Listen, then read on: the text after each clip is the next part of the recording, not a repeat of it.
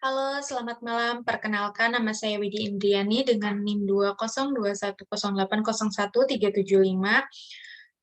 Prodi Teknik Informatika. Di sini saya akan mempresentasikan mengenai PUEBI atau Pedoman Umum Ejaan Bahasa Indonesia. Sejarah singkat Pedoman Umum Ejaan Bahasa Indonesia. Terdapat 4 ejaan yang sudah diresmikan pemakaiannya, yaitu yang pertama, Van Officiën pada tahun 1901 sampai 1947. Ejaan Van Officiën ini umumnya adalah bahasa Indonesia yang seperti bahasa Melayu, disusun oleh orang Belanda sesuai namanya, yaitu Carlos A. van Officiën. Dibantu oleh Engku Nawawi, gelar Sultan Mamur, dan Muhammad Taib Sultan Ibrahim. Nah, di ejaan Van Officiën ini terkenal dengan huruf OE yang dibaca dengan huruf U. Contohnya, kami poetra dan poetri Indonesia mengakoe bertoempah darah jang satoe tanah air Indonesia. Nah, terus yang kedua ada ejaan Suwandi pada tahun 1947 sampai 1972. Nah, ejaan Suwandi ini diresmikan pada 17 Maret 1947, disusun oleh orang Indonesia. Nah, di ejaan Suwandi ini, yaitu terdapat penggantian huruf OE yang pada ejaan Van Officiën itu terdapat huruf OE, di ejaan Suwandi itu dirubah menjadi huruf U. Terus kemudian ada di ejaan Suwandi ini ada pemakaian angka 2 yang fungsinya sebagai mengatakan bahwa kata itu adalah kata jamak, contohnya sayur-sayur. Nah, itu jadinya di penulisannya itu sayur, angka 2. Nah, terus yang ketiga ada ejaan yang disempurnakan, yang dipakai atau digunakan pada tahun 1972 sampai 2015. Nah, di ejaan yang disempurnakan ini, atau biasa dibilang EYD, ini telah mengubah kata huruf angka 2 yang ada pada Suwandi itu menjadi menggunakan tanda hubung. Kan kalau jika di ejaan Suwandi kupu angka 2, tapi kalau di ejaan yang disempurnakan itu menjadi kupu, strip, kupu. Nah, yang keempat ada PUEBI atau Pedoman Umum Ejaan Bahasa Indonesia yang dipakai atau digunakan pada tahun 2015 sampai sekarang. Perubahan EYD menjadi PUEBI telah ditetapkan dalam Peraturan Menteri dan Kebudayaan atau Permendikbud Republik Indonesia Nomor 50 Tahun 2015 tentang Pedoman Umum Ejaan Bahasa Indonesia. Diresmikan pada tanggal 26 November 2015 oleh Bapak Anies Baswedan selaku Menteri Pendidikan. Nah, di PUEBI ini terdapat penggunaan huruf kapital sebagai unsur julukan yang tidak ada di EYD. Contohnya itu Bapak atau B-nya gede. Terus Raja Uang, R-nya besar, U-nya besar. Terus di PUEBI ini terdapat penulisan huruf tebal, di mana fungsinya itu untuk menegaskan suatu kalimat atau suatu judul. Biasanya digunakan pada judul buku, bab, dan subbab. Pemakaian huruf kapital. Huruf kapital dipakai sebagai huruf pertama kalimat berupa petikan langsung. Contohnya, Insinyur Soekarno pernah berkata, "Bermimpilah setinggi langit. Jika engkau jatuh, engkau akan jatuh di antara bintang-bintang." Nah, huruf B-nya di sini itu hurufnya besar atau kapital.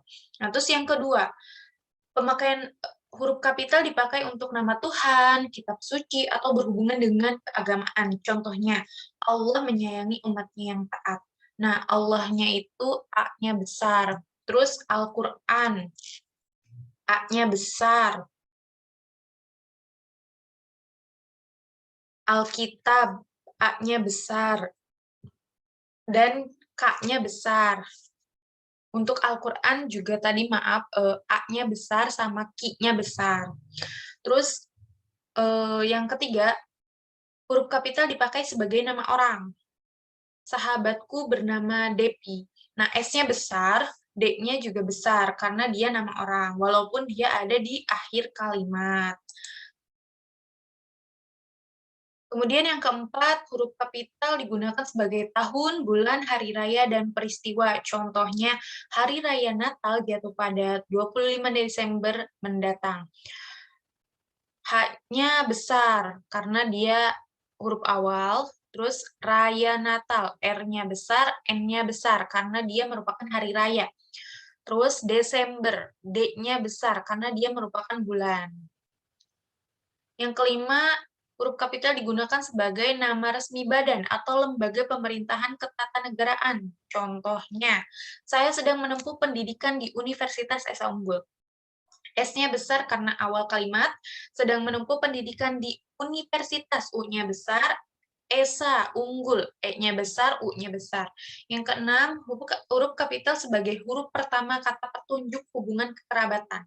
Contoh, ayahnya Sasa bekerja sebagai dosen di Universitas Esa Unggul. Ayahnya, A-nya besar, Sasa, S-nya besar, bekerja sebagai dosen di Universitas Esa Unggul. U-nya besar, E-nya besar, U-nya besar. Terus yang kedua ada penulisan huruf miring. Huruf miring dalam cetakan dipakai untuk menuliskan nama buku, majalah, dan surat kabar yang dikutip dalam karangan. Dalam tulisan tangan, kata yang harus ditulis dengan huruf miring ditandai garis bawah satu. Contoh penulisan ketikan ya. Saya telah membaca novel Cantik Itu Luka. Nah, Cantik Itu Lukanya itu ditulis dengan huruf miring. Karya Eka Kurniawan, E-nya besar, K-nya besar. Nah, terus yang kedua ada contohnya dengan tulisan tangan. Novel Perempuan di Titik Nol menuai banyak kritikan. Perempuan di Titik Nol itu kan judul bukunya. Ditulisnya karena di sini tidak bisa penulisan huruf miring, atau bukan tidak bisa ya, karena kalau ditulis tangan, penggunaan huruf miringnya itu kadang tidak terlihat. Makanya aturannya kalau jika ditulis tangan, itu judul bukunya ditulis dengan garis bawah satu. Ada penulisan kata. Penulisan kata baku, artefak, A-nya besar, dekret, D-nya besar, dakwah, D-nya besar. Terus penulisan kata tidak baku, artifak. Karena kalau penulisan kata bakunya itu kan artefak ya, pakai E, maka kalimat tidak bakunya, kata tidak bakunya itu artifak, pakai I. Terus kata bakunya dekret, kata tidak bakunya itu dekrit. Kata bakunya dakwah, kata tidak bakunya itu dakwah. Jadi pakai tanda kutip atas satu. Terus selanjutnya ada penulisan unsur serapan. Berdasarkan taraf integrasinya, unsur pinjaman dalam bahasa Indonesia dapat dibagi atas dua golongan besar. Pertama, unsur yang belum sepenuhnya terserap ke dalam bahasa Indonesia. Contoh, resuffle, shuttlecock. Yang kedua, unsur asing yang pengucapan atau penulisannya disesuaikan dengan kaidah bahasa Indonesia. Contoh goib dalam bahasa Arab, tapi bahasa Indonesianya juga goib, cuman tidak memakai tanda petik atas satu. Terus yang kedua ada oktav, oktaaf dalam bahasa Belanda, tapi kemudian dalam bahasa Indonesia oktav penulisannya. Terus ada pemakaian tanda baca. Yang pertama ada tanda titik. Contoh, Insinyur Soekarno merupakan Bapak Proklamator Indonesia.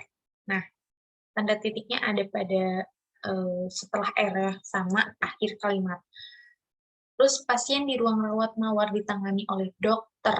Widya Indriani. Jadi sebagai singkatan. Terus kenaikan kasus COVID-19 mencapai 10.000 jiwa akhir tahun lalu. Nah, tanda titiknya ini digunakan sebagai jumlah. Yang pertama, tanda titiknya digunakan sebagai digunakan setelah singkatan gelar dan akhir kalimat tentunya. Yang kedua, dipakai untuk singkatan gelar juga, dan di akhir kalimat juga. Yang ketiga itu di jumlah ya, jumlah jiwa atau jumlahnya orang. Terus yang kedua ada tanda koma. Contoh, saya menerima hadiah dari ibu berupa jam tangan, sepatu, dan panahan.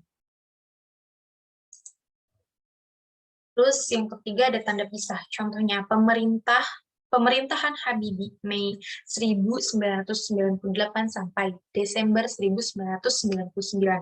Nah, tanda pisah ini digunakan sebagai sampai ya. Kalau di sini artinya itu sampai atau hingga. Terus ada tanda petik. Contohnya, merdeka atau mati, seru Bung Tomo dalam pidatonya. Tanda petik ini biasanya digunakan untuk mengutip sebuah kata seseorang yang berada di karangan maupun novel. Terus ada tanda garis miring. Contoh, harga buah naga 15.000 per kilogram. Untuk menyatakan persatuannya. Gitu. Terus ada tanda tanya. Contoh, apakah kamu sudah makan? Untuk menanyakan. Tanda seru. Contoh, buanglah sampah pada tempatnya. Digunakan sebagai kata perintah. Terus ada tanda hubung. Contoh, sampai saat ini, Rian masih luntang-lantung di Karawang. Nah, tanda hubung di sini digunakan sebagai kalimat jamak ya, luntang-lantung, terus sayur mayur gitu. Terus ada tanda elipsis atau tanda titik tiga. Jadi titik-titik kita akan kembali ke toko buku itu lagi, digunakan sebagai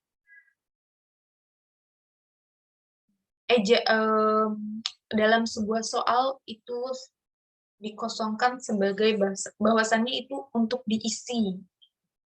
Terus tanda kurung, Raja Ampat, tanda kurung, salah satu kabupaten di Papua, merupakan salah satu destinasi wisata favorit di Indonesia. Tanda penyingkat atau asportro, ibu, kan ku kabari, kan. Nah, asportro itu penyingkat di sini, kutip atas, kan, itu sama dengan akan. Tanda kurung siku, contoh mahasiswa juga wajib berperan dalam pemberdayaan masyarakat secara berintegritas. Itu saja yang dapat saya sampaikan, kurang lebihnya mohon maaf. Terima kasih, selamat malam.